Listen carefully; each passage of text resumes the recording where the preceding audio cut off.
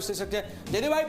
હવે આમ સીધું યુદ્ધ નહીં પણ આપણે સ્ટ્રેટેજિક રમ્યા છીએ અને પાકિસ્તાને પાણી નહીં મળે તો ખતમ થઈ જાય, પાણી વગર કશું જ ન થાય, તો આપણે એક જબરજસ્ત રણનીતિ ઘડી છે આ વખતે.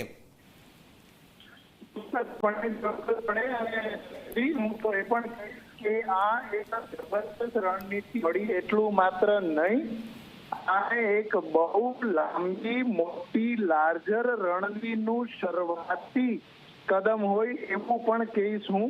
કારણ કે અમને મને સૌને રાષ્ટ્ર બધા લોકોને એ અપેક્ષા છે, એ ઉમ્મીદ છે કે આવી આ પગલા પછી પણ ડાયસિવ એક્શન તરફ આપણે આગળ વધવાના છીએ. તો આ ખુદ પોતાનામાં મોટા પગલાઓ છે, પણ આ એના કરતા પણ મોટા પગલાઓ અને કઈ નિરાકરણ તરફ આપણે જઈ શકીએ એના પ્રીકર્સર, એના શરૂઆતી પગલા પણ કહીએ તો એ જરાય પણ અયોગ્ય નહીં હોય. જી જયદેવભાઈ, અટારી બોર્ડરને પણ બંધ કરવાનો નિર્ણય કરવામાં આવ્યો છે. બોર્ડર બંધ કરવાનો નિર્ણય અત્યાર સુધીમાં ક્યારે આપણે સાંભળ્યો નથી, પરંતુ આ સૌથી પ્રથમ વખત બોર્ડર બંધ કરવાનો નિર્ણય કરવામાં આવ્યો છે.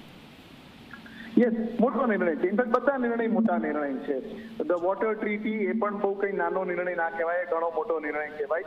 અને આ રીતે જો આ થતું રહેશે તો યસ, આઈ એમ પ્રિટી શ્યોર કે એ બધા પાકિસ્તાનીઓ પણ જે કદાચ સાચા કારણોથી, બોનાફાઇડ રીઝન, સારી રીતે વિઝા પર કે બીજી કોઈ રીતે ભારતમાં હોય, એ લોકો પણ એ વાત સ્વીકારશે કે આપણું બધું જે કંઈ પણ છે એ બધું ડિપેન્ડન્ટ કઈ રીતે આપણે રહીએ છીએ ને કઈ રીતે સરકાર છૂટીએ છીએ, કઈ રીતે આપણે આપણા આર્મીના આકાઓને આટલું બધું આપી દઈએ છીએ, એની પણ વાત કરવાની રહેશે. બિલકુલ બિલકુલ. જયદીપભાઈ, એક સવાલ એ છે કે આ જે આપણે જે સિંધુ, કારણ કે સિંધુ જળ કરાર જે છે 1960માં પંડિત નહેરુજી અને પાકિસ્તાન રાષ્ટ્રપતિ માર્શલ મોહમ્મદ અયુબ ખાન વચ્ચે જે કરાર થયો, આનાથી વૈશ્વિક લેવલે શું ફરક પડી શકે છે? પાકિસ્તાન જઈ શકે છે ઉપર લેવલે એમાં?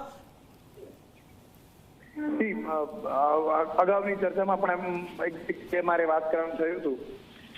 પાકિસ્તાન કરવું હોય તો કેટલું કરી શકે, એ જ રીતે આપણે કરવું હોય તો કેટલું પણ કરી શકીએ. અને અત્યારે જો આપણે વાત કરીએ તો આપણે એ વાત કરીએ કે રશિયા, હું તો એમ માનું છું કે ઘણી બધી ખોટી રીતે યુક્રેન ઉપર આક્રમણ કરેલ છે, પણ રશિયાને રોકવા માટે આખું વિશ્વ ભેગું મળીને શું કરી શકે? તો જો આપણા હિત માટે છે, આપણી સુખાકારી માટે છે, આપણી શાંતિ માટે છે, આપણી સાર્વભૌમતા માટે છે, તો આપણે કંઈ પણ કરીએ, પાકિસ્તાનને કરવા દો જે કરે. બાકીની આ લડાઈ લડીએ છીએ, ડિપ્લોમસીની લડાઈ પણ લડશું, ડિફેન્સની લડાઈ પણ લડશું. બિલકુલ બિલકુલ. આ મોટી વાત જયદેવભાઈ, આપને પાસે આવીશું. આભાર. મિથુન, આ એક મોટી ખબર છે અને 48 કલાક